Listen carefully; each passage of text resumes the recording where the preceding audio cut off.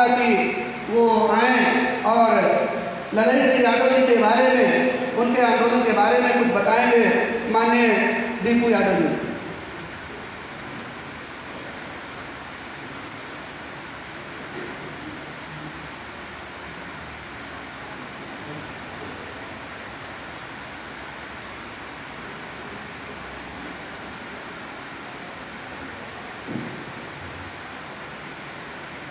सबसे पहले तथागत बुद्ध को नमन करते हुए मैं आप सभी लोगों को उत्तर भारत के पेरियार माननीय ललई सिंह यादव के जन्मदिन की आपको हार्दिक बधाई देता हूं और उनके संघर्ष के बारे में बताने की कोशिश करता हूं और समाज में किस तरह से उनके संघर्ष को आगे लाया जा सकता है ये भी बताना चाहूँगा। पेरियार ललई सिंह यादव जिस गांव में पैदा हुए उस गांव में ब्राह्मण जाति के लोग SC ST OBC के लोगों को उस गांव में जन्म नहीं लेने देते थे, उस गांव में जन्म नहीं लेने देते थे। ऐसी परंपरा उस गांव में थी। ऐसी परंपरा इसलिए थी क्योंकि ब्राह्मणों का कहना था कि उनके गांव में शूद्र जाति का व्यक्ति जन्म नहीं ले सकता। इसलिए इस परंपरा को आप लोगों ने देखा भी होगा कि ज़्यादातर हमारी माताएं, बहनें, बेटियां जब गर्भ धारण करती हैं तो पहला बच्चा ननिहाल में कराने की बात करी जाती है। इस जातिवादी व्यवस्था का घोर विरोध ललई सिंह यादव जी ने अपने गांव में किया। उनकी माता को जाति सूचक टिप्पणी से संबोधित किया गया तो उन्होंने इसके खिलाफ क्रांति की और सामाजिक रूप से पूरी तरह से OBC समाज के लोगों को जागृत करने का कार्य किया। सामाजिक रूप से ये एक सामाजिक मीटिंग है और यहाँ पर हम सभी समाज के नेताओं के बारे में भी बोल सकते हैं, क्योंकि जो समाज का नेता सामाजिक दलाली करेगा वो कभी भी समाज को जगाने का काम नहीं कर सकता, और जो दलाली नहीं करेगा वो जगाने का ही काम करता रहेगा। यहाँ पर बैठे हुए ज़्यादातर OBC के लोग जो आज कन्नौज की धरती पर आए हैं और उन्होंने इस क्रांतिकारी धरती में पेरियार ललई सिंह यादव की जयंती मनाने का जो गौरवशाली कार्य किया है, इसके लिए आपको मैं बहुत बहुत बधाई देता हूँ कि आप लोगों ने इस धरती पर ऐसा कार्य किया। और इससे कम से कम आपके हमारे समाज के जो नेता हैं, सामाजिक नेता माननीय अखिलेश यादव जी, शायद उनकी पार्टी के लोगों को या उनके समाज के लोगों को ये चीज़ पता चल जाए कि अपने बाप को बाप कहने वाले की ही जयकार होती है। और पेरियार ललई सिंह यादव जी का नाम आज आप लोगों ने जो लिया यहाँ पर, और अगर ये काम माननीय नेताजी ने किया होता मुख्यमंत्री बनने के बाद तो आज अपने देश की, अपने समाज में OBC के लोगों की ये दुर्दशा ना होती।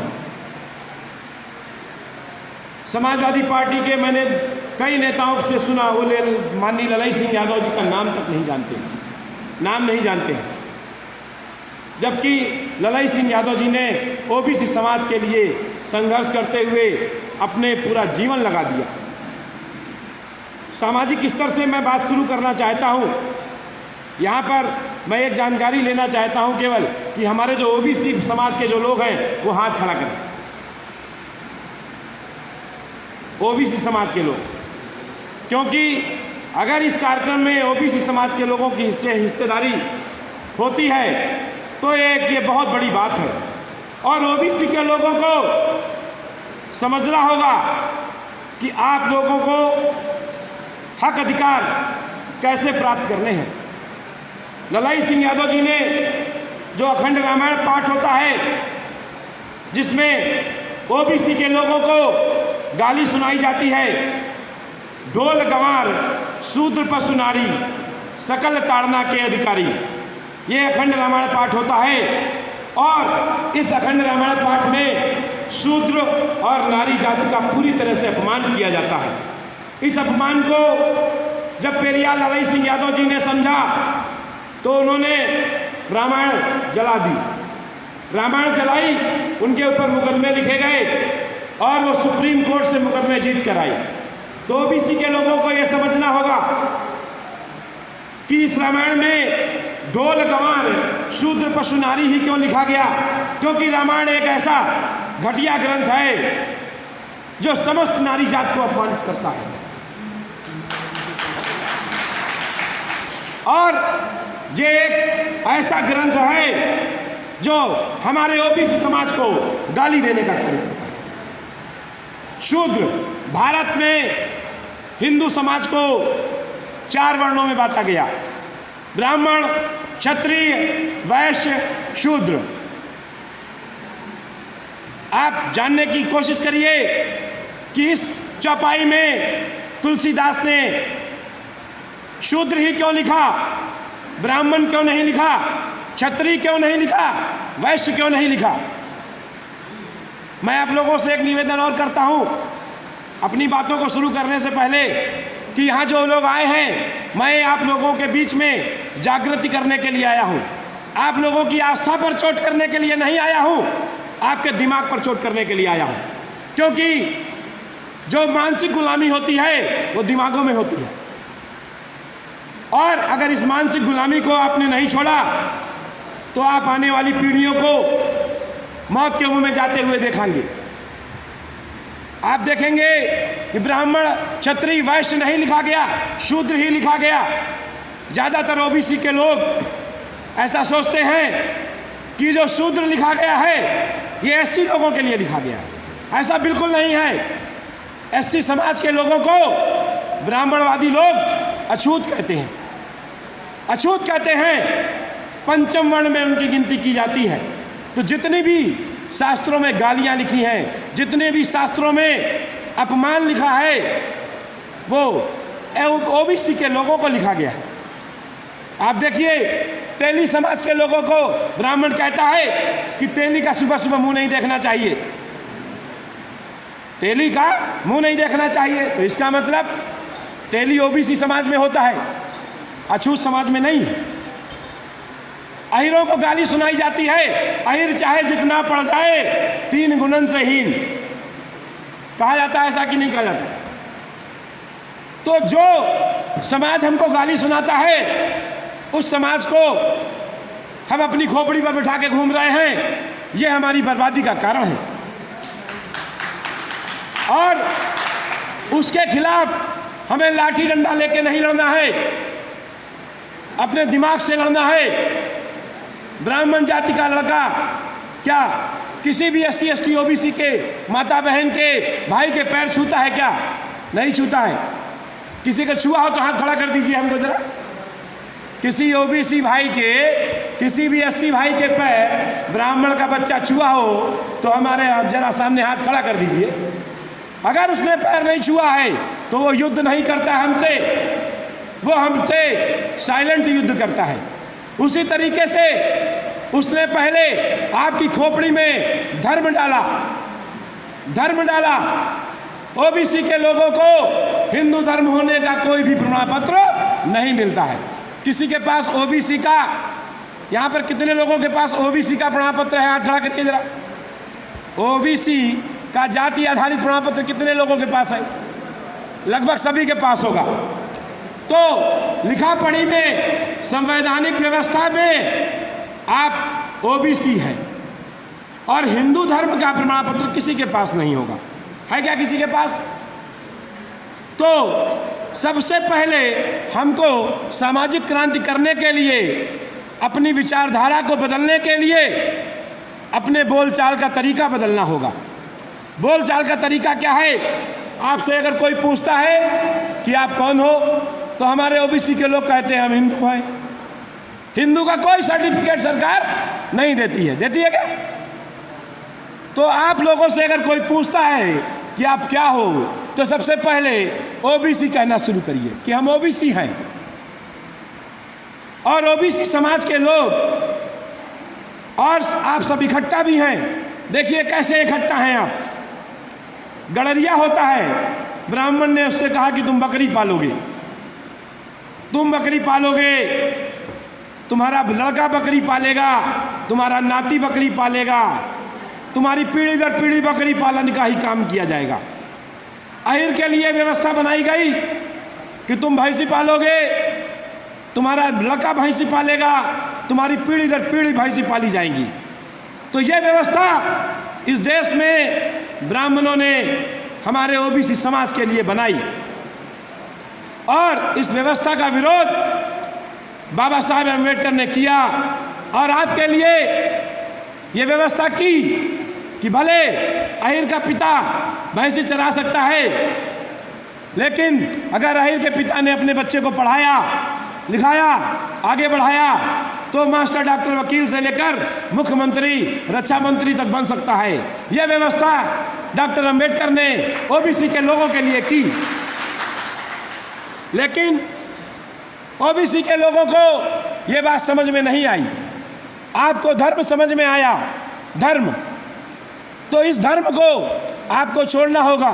यहाँ जितने लोग बैठे हैं व्यवस्था परिवर्तन की लड़ाई को लड़ने वाले लोग हैं। व्यवस्था परिवर्तन कोई सत्ता परिवर्तन से नहीं होने वाला। सत्ता परिवर्तित हुई, ब्राह्मण ने व्यवस्था परिवर्तन नहीं किया। वो आज भी हमारे लोगों का अपमान करता है, लेकिन 26 जनवरी 1950 को इस देश में व्यवस्था परिवर्तन डॉक्टर अम्बेडकर ने डंके की चोट पर कर दिया और बोला कि आज से मैंने रानियों के पेट की नसबंदी कर दी है, आज के बाद राजा मत पेटी से पैदा होगा।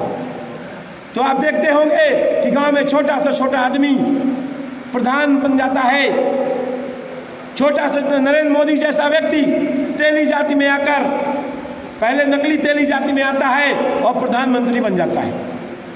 तो हमें व्यवस्था परिवर्तन अपने दिमाग में करना होगा, हमें व्यवस्था परिवर्तन दिमाग में करना होगा, क्योंकि जब हम लिखा पढ़ी में हिंदू नहीं हैं, ओबीसी हैं, तो अपने आप को हिंदू कहना बंद करो।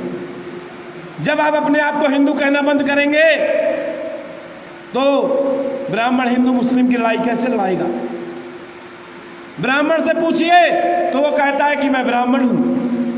अगर हमारे ओबीसी भाइयों से पूछा जाता है तो वो बताते हैं कि मैं अहिर हूँ, मैं गड़रिया हूँ, मैं तेली हूँ, मैं काची हूँ, ये बोलते हैं। उनको ओबीसी बोलना चाहिए, क्योंकि अगर आप ओबीसी बोलेंगे तो आप एक वर्ग को संबोधित कर रहे होंगे और संगठन में ताकत होती है। हमारे समाज को ब्राह्मणों ने जानवर बना दिया। आप देखते होंगे एक खेत में किसी भी जाति धर्म समुदाय के लोग अगर मल त्याग कर आए तो क्या कोई बता सकता है उनका मल देखकर कि ये किस जाति की किस धर्म का मल है? कोई बता सकता है क्या? नहीं बता सकता। अगर ये नहीं बताया जा सकता तो इसका मतलब कि इंसानों में जातियां नहीं होती हैं। जातियों की खोज करने वाला, जातियों का निर्माण करने वाला इस देश में घुसपैठिया आर्य है, जिसे ब्राह्मण के नाम से जाना जाता है। और इन ब्राह्मणों के खिलाफ हमारे समाज के नेता दलाली करने में लगे हुए हैं। यह एक सामाजिक मंच है, दलाल को दलाल ही कहा जाता है, क्योंकि माननीय अखिलेश यादव जी हो और चाहे माननीय बहन जी हो, दोनों लोगों ने गिनती भूल चुके हैं। इनको 3.5% आबादी से प्यार हो गया है, ब्राह्मणों से प्यार हो गया है। दोनों ही नेता परशुराम की जयंती मनाने को व्याकुल है। इनको 52% ओबीसी दिखाई नहीं देता, इनको 22.5% एससी समाज दिखाई नहीं देता। और आपकी मजबूरी यह है कि आपका नेता गुलाम हुआ और आप उन नेताओं के गुलाम हो गए, तो जनता गुलामों की गुलाम हो गई। तो अगर इन नेताओं की गुलामी आपको बंद करनी है तो आपको अपने महापुरुषों के मिशन पर चलना होगा। ललाई सिंह यादव की जयंती क्या माननीय अखिलेश यादव बना नहीं सकते थे। 5 साल मुख्यमंत्री रहे, उनको ललाई सिंह यादव के बारे में पता नहीं है। और आपको जातियों में बांटा गया। आरएसएस के लोग कहते हैं कि यादव को समझाने से कोई फायदा नहीं है। वो क्या करता है, वो केवल अखिलेश यादव को वोट देता है। आरएसएस के लोग कहते हैं जाटों को समझाने से कोई फायदा नहीं है, क्योंकि वो बहन जी को वोट देता है। आपको समाज को जातियों में बांट दिया गया। आपके नेताओं को जातियों का नेता बना दिया गया, क्योंकि आप खुद जाति स्वाभिमान आपके अंदर पैदा हो गया। और जब तक आपके अंदर ये जाति स्वाभिमान पैदा रहेगा तो आपको किसी भी सूरत में आपको अपने हक अधिकार मिलने वाले नहीं है। हक अधिकार पाने के लिए हमें एकजुट होना पड़ेगा।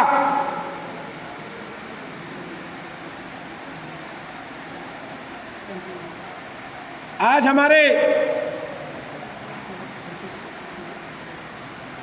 इस तरीके से हमारे लोगों को इकट्ठा होकर काम करना होगा। आपके पास ओबीसी का प्रमाण पत्र है तो ओबीसी के लोगों को इकट्ठा होना पड़ेगा। इस देश में हिजड़ों की गिनती होती है और हिजड़ा यहाँ का मेयर भी बन जाता है, बनता है। गोरखपुर में हिजड़ा मेयर बना था। हिजड़े जाग गए, लेकिन ओबीसी के लोगों को जागना मुश्किल हो रहा है। क्यों? क्योंकि इनके नेता हिजड़े हो गए हैं। इनके जो नेता हैं ओबीसी समाज के नेता, वो हिजड़े हो गए हैं। और जब तक इन नेताओं के खिलाफ जनता क्रांति नहीं करेगी तब तक रिजल्ट नहीं आने वाला। आप लोगों को हिंदू धर्म संस्कार पूरी तरह से छोड़ देने चाहिए। आज अगर आप ललाई सिंह यादव जी की जयंती मनाने आए हैं और यहाँ से अगर कुछ जान के जाना चाहते हैं तो आपको अपने घरों से ब्रह्मा विष्णु महेश काल्पनिक देवी देवताओं को पूरी तरीके से अपने घर से निकाल फेंकना चाहिए। अगर आप इनको अपने घरों से निकाल फेंकेंगे तो आपके अंदर ललाई सिंह यादव जी की विचारधारा एंट्री मार जाएगी। और जब ललाई सिंह यादव जी की विचारधारा एंट्री मारेगी तो आपको अपनी गिनती कराने की चिंता होगी। होगी कि नहीं होगी? जब ललाई सिंह यादव आपके अंदर आ जाएंगे, आपकी विचारधारा में आ जाएंगे, तो लोधेश्वर जाना बंद हो जाएगा, दुर्गा माता की आराधना करना बंद हो जाएगा। आपको एक गांव में रहने वाला कुत्ता बताता है कि ये पत्थर है, इसके ऊपर मैं मूतता हूं। होता है ऐसा कि नहीं होता है? गांव में मंदिर होता है भोलेनाथ का, शिवलिंग होता है। शिवलिंग के ऊपर गांव का कुत्ता पेशाब करता है और गांव के लोगों को बताता है कि यह पत्थर है, मैं इस पे मूतता हूं और तुम उसको पूजते हो। पत्थर ऐसा बता। तो हमें यह सामाजिक क्रांति करनी होगी, क्योंकि पत्थरों में अगर भगवान होता तो दिल्ली में 9 साल की बच्ची के साथ 4 ब्राह्मणों ने बलात्कार किया तो क्या भगवान वहां नहीं प्रकट हो सकता था? हो सकता था कि नहीं हो सकता था? तो आपको अपने दिमाग से भय, भाग और भगवान को भगाना होगा। अगर फूलन देवी जी के साथ कुकर्मियों ने अत्याचार किए, अगर फूलन देवी जी ने दुर्गा की आराधना की होती तो क्या अपने ऊपर हुए अत्याचार का बदला ले सकती थी? नहीं ले सकती थी। उन्होंने हथियार उठाया और समाज को बताया कि आपके अंदर खुद इतनी ताकत है कि आप अपना बदला ले सकते हैं। आज आपके धर्म में घुसे होने के कारण, जाति में घुसे होने के कारण, पाखंड में घुसे होने के कारण आपकी गिनती नहीं होती और आपको होश नहीं है। आपका वोट चोरी किया जाता है। कितने लोगों को यकीन है? हाथ उठा के खड़ा करिए कि ईवीएम के माध्यम से वोट चोरी होता है। हाथ खड़ा करिए जरा। ईवीएम के माध्यम से, ये जो वोट वाली मशीन है, इसके माध्यम से वोट चोरी होता है। कितने लोगों को एहसास है इस बात का? हाथ खड़ा करिए जरा।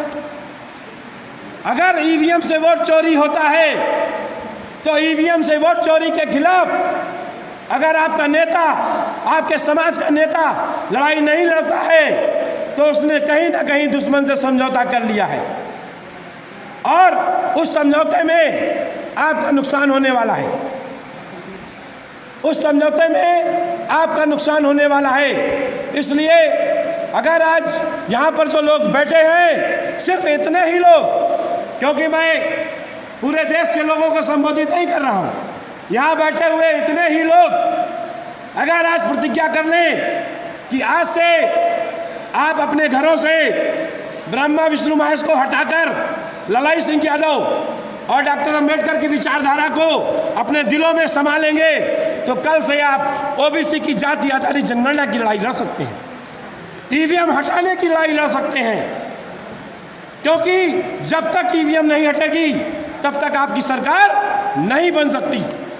ईवीएम के माध्यम से आपका वोट चोरी करके दुश्मन सरकार बनाता है और आपका जो नेता है उसको 100 रुपए में तेल नहीं भरवाना पड़ता, आपको भरवाना पड़ता है। तो लड़ाई नेता नहीं करेगा, जनता को लड़ाई करनी होगी।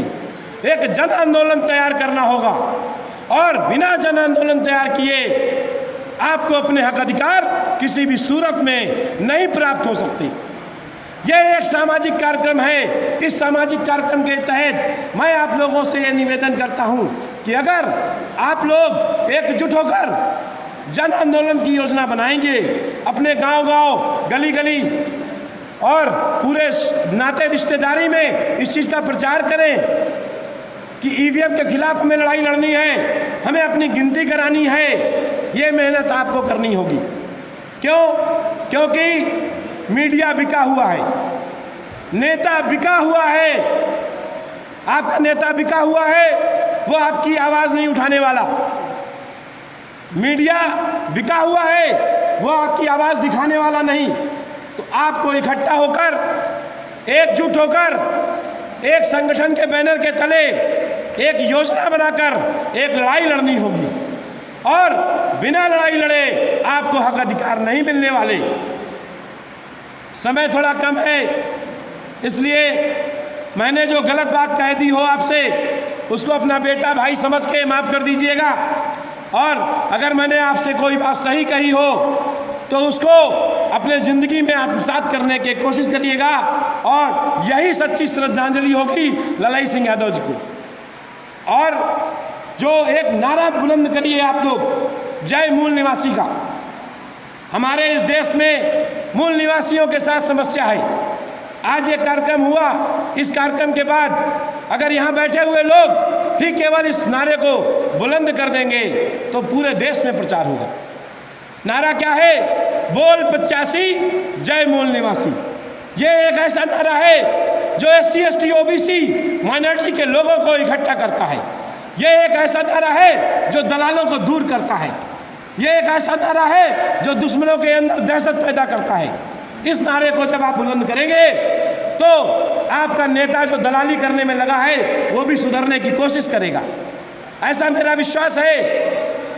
तो मैं आप लोगों से इस नारे के बोलवाने के बाद अपनी वाणी को विराम दूंगा। बोल 85, थोड़ा जोर से बोलिए, बोल 85, बोल 85।